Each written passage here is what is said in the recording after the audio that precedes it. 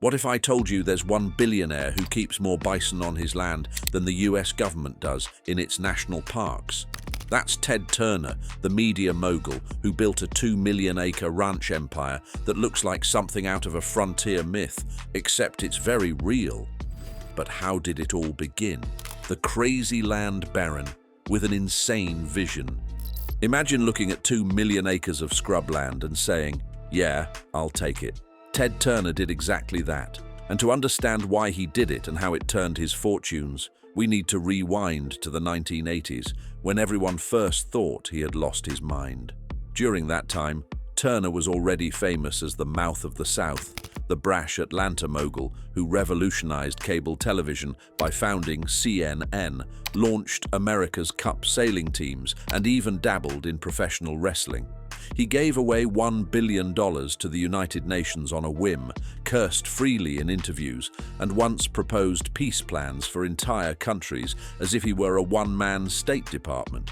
So when he announced in 1989 that he was buying a massive ranch in Montana, the reaction was predictable. Of course, Turner would do something that reckless. The Flying D Ranch wasn't just big, it was literally broken. 113,000 acres of overgrazed prairie that looked more like a moonscape than a ranch. He paid a whopping $22 million for land that had been written off as worthless, prompting his own advisors to beg him to reconsider. Local ranchers laughed at the city slicker who thought he could fix land ruined for generations. For most men, it would have been a vanity purchase, a big ego trip with a price tag. But Turner wasn't most men. Standing on that windswept hillside, he wasn't picturing cattle or crop rows.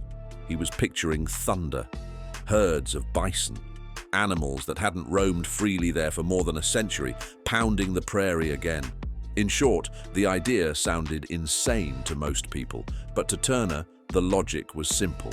If he could buy broken land cheap, fix it with money and patience, and then fill it with an animal perfectly adapted to it, he could resurrect an entire ecosystem.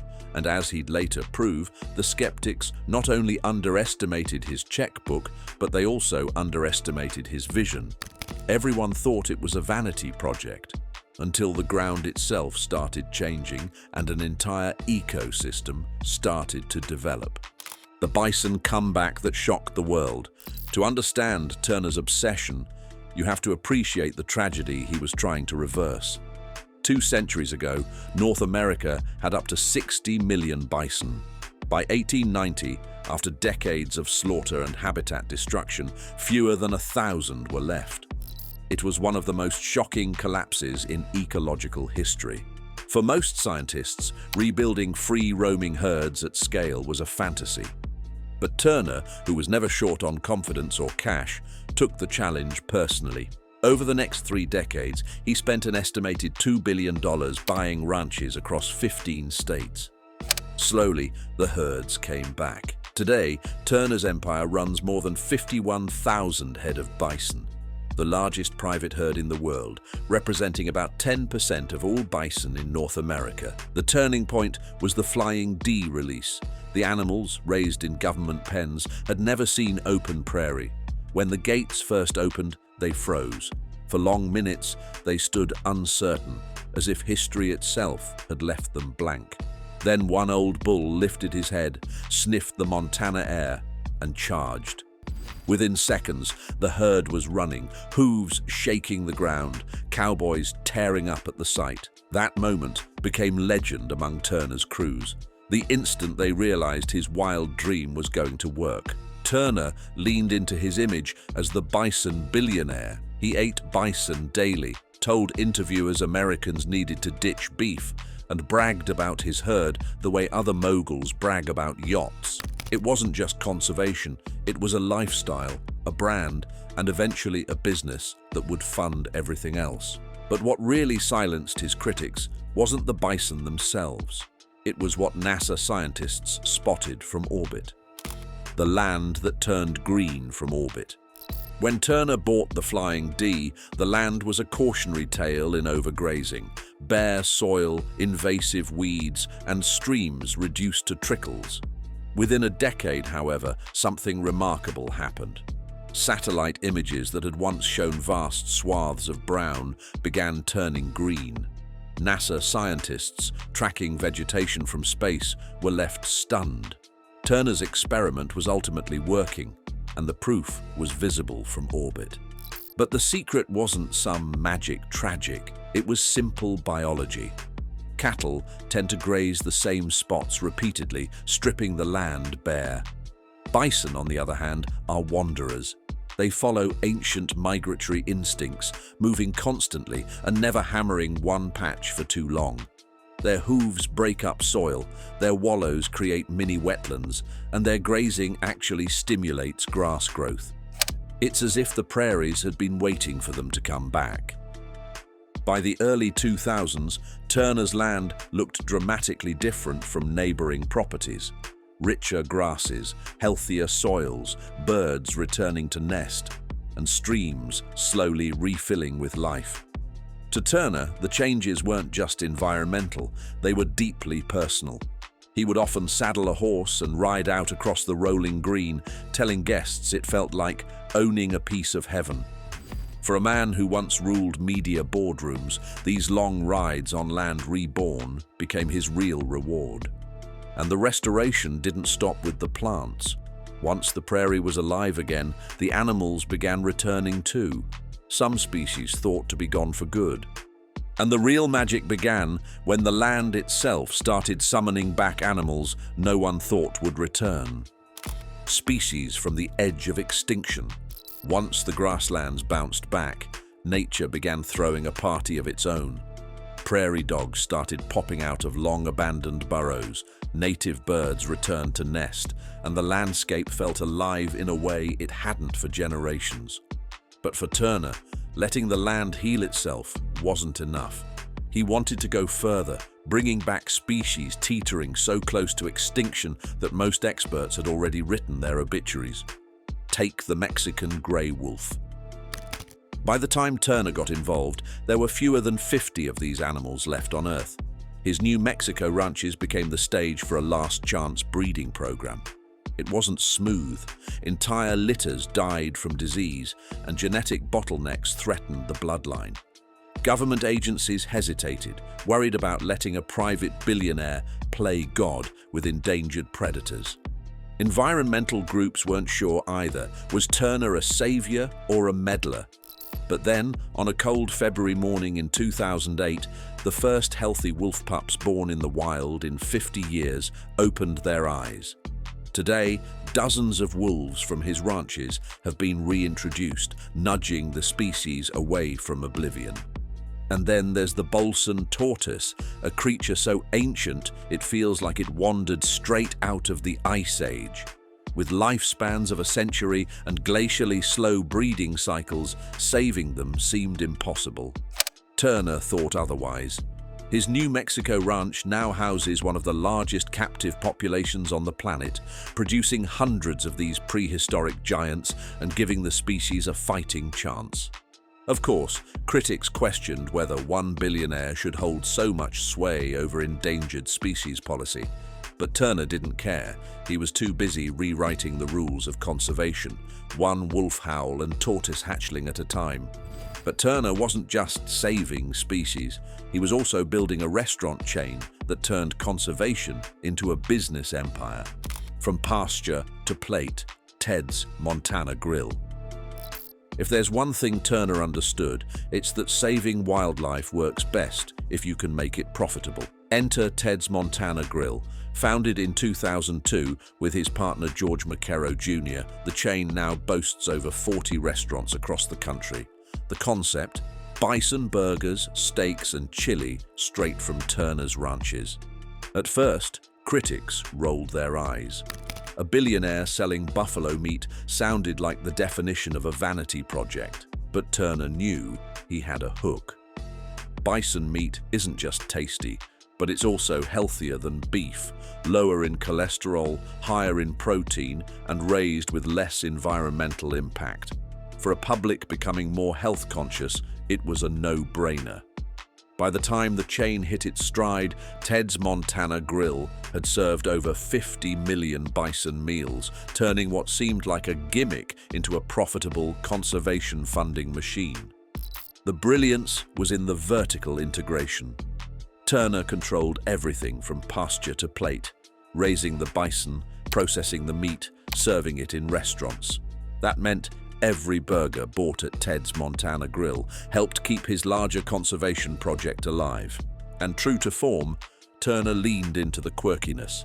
He ate bison meat daily and often dropped into his restaurants unannounced, joking that he was saving the planet one burger at a time. It wasn't just branding, it was a full-circle model, conservation feeding commerce and commerce feeding conservation. But while the burgers paid the bills, the ranches themselves were quietly reviving entire rural economies that had been left for dead. The rural economic miracle. In an era when rural America was losing jobs, schools, and hope, Ted Turner's ranch empire was the exception that flipped the script. His operations generate over $100 million annually and employ hundreds of people across 15 states. These aren't just ranch hands either. We're talking wildlife biologists, veterinarians, hunting guides, restaurant staff, and researchers. In communities where opportunities had dried up, Turner's ranches became lifelines. The ripple effects went even further. Local suppliers, including everything from feed companies to equipment dealers, found themselves with steady, high-paying customers. Hunting and ecotourism programs brought visitors, and their wallets, to small towns that hadn't seen out-of-staters in decades. And perhaps most crucially, property tax payments from Turner's vast land holdings flowed into rural counties, funding schools, roads, and hospitals that had been teetering on the edge. For some communities, the presence of a Turner ranch meant survival. However, not everyone was thrilled.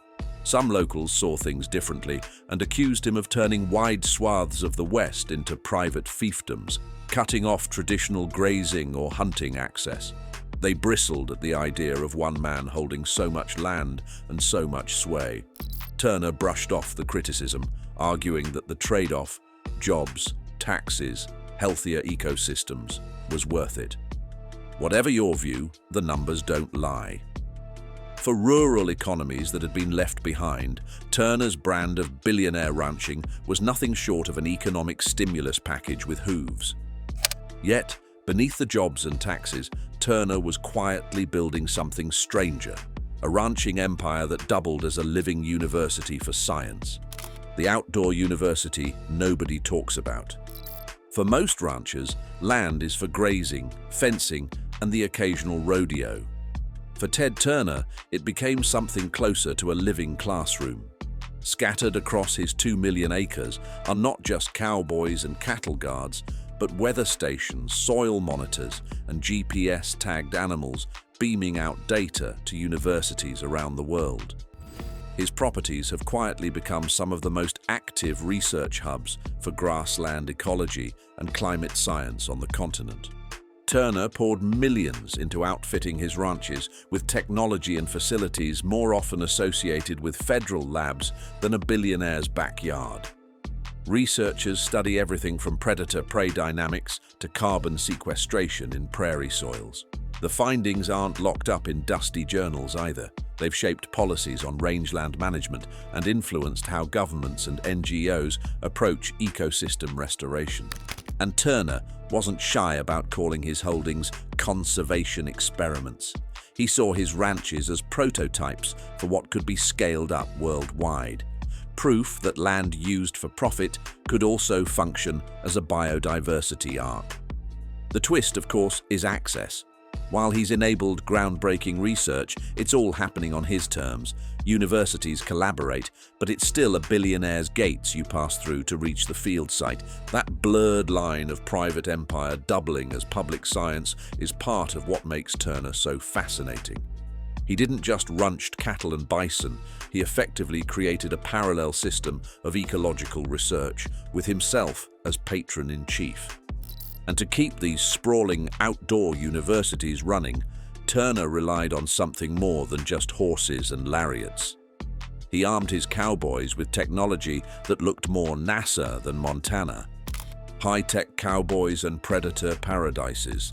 Picture a cowboy, and you probably see dusty boots, a lasso, and maybe a Marlboro ad. Now swap in a drone buzzing overhead, GPS collars pinging real-time migration maps, and biologists running population models on laptops in the bunkhouse. That's the Turner version of ranch life. His team used $3,000 collars to track everything from calf births to bison migrations. Drones and aircraft surveys turned weeks of ground counting into hours of data collection. Instead of simply watching the land, Turner's cowboys were plugged into a digital ecosystem dashboard. It was ranching reimagined, half Old West, half Silicon Valley. But the real twist was how he handled predators. Most ranchers spend their careers trying to keep wolves, coyotes, and bears away from their herds. Turner went the opposite direction. He embraced predators as keystone species, arguing that healthy ecosystems needed them. He let wolves roam, accepted losses from coyotes, and even celebrated grizzly sightings on his lands. This, of course, rattled neighbors who feared hungry predators spilling over into their own livestock. For Turner, though, predators weren't enemies. They were missing puzzle pieces.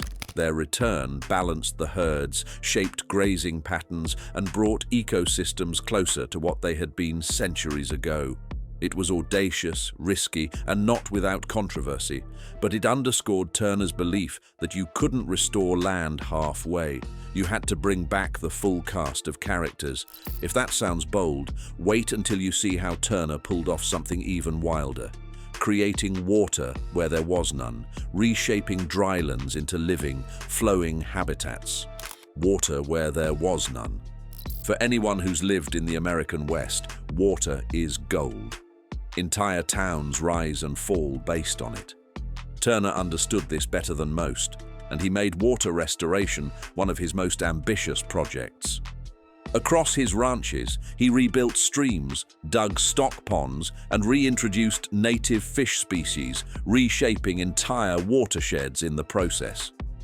The impact rippled far beyond his fences. In some cases, Turner's projects influenced water quality and flow hundreds of miles downstream, altering ecosystems and benefiting communities who had no idea a private rancher was behind the change.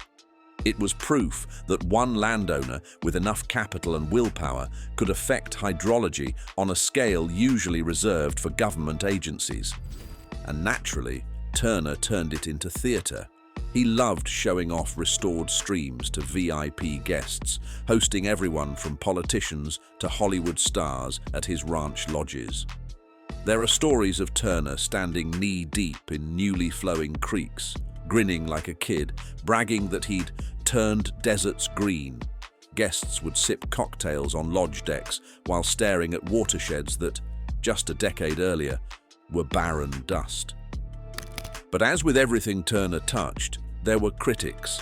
Some conservationists questioned whether a private empire should hold so much sway over public resources like water. Others wondered if his work, however beneficial, set a precedent for eco-feudalism. Turner, of course, seemed delighted by the fuss. He was never one to shy away from being called eccentric, especially when the land itself backed him up. And yet, water was just part of the puzzle. Perhaps the most controversial move of all came from something you'd never expect: hunting, not banning it, as the key to funding his conservation machine. Turner's legacy: billionaire conservationist or landed overlord. So, where does all that leave us? 2 million acres, 51,000 bison, dozens of species pulled back from extinction, and a $2 billion ranching empire unlike anything else in modern history. On paper, Ted Turner built the largest private conservation project in the world, but his methods still spark debate. Take hunting. Instead of banning it, Turner used premium hunts as a major funding stream for his operations. Wealthy hunters paid top dollar for access to his lands, and those fees poured millions into conservation. To some, it was pragmatic, wildlife paying for its own preservation. To others, it blurred uncomfortable lines between preservation and recreation. Beyond the ranch gates, Turner was also one of the most visible philanthropists of his era. In 1997, he pledged $1 billion to the United Nations, the largest individual donation ever made at the time. Combined with his ranching empire, it cemented his image as both eccentric tycoon and global benefactor. Yet skeptics argue his empire was as much about control as it was about generosity. Was he protecting nature or building his own private kingdom? What's undeniable is that Turner enjoyed it all. He spent much of his later life living reclusively on his ranches, happiest on horseback, dining in rustic lodges, and surrounded by the animals he fought to restore. He seemed more at ease in jeans and boots than in boardrooms or press conferences. In the end, Ted Turner's legacy straddles a paradox. Savior of America's wildlife to some, feudal overlord to others. But one truth cuts through the noise. He rewrote the rulebook on what one audacious billionaire could do with land, power, and vision.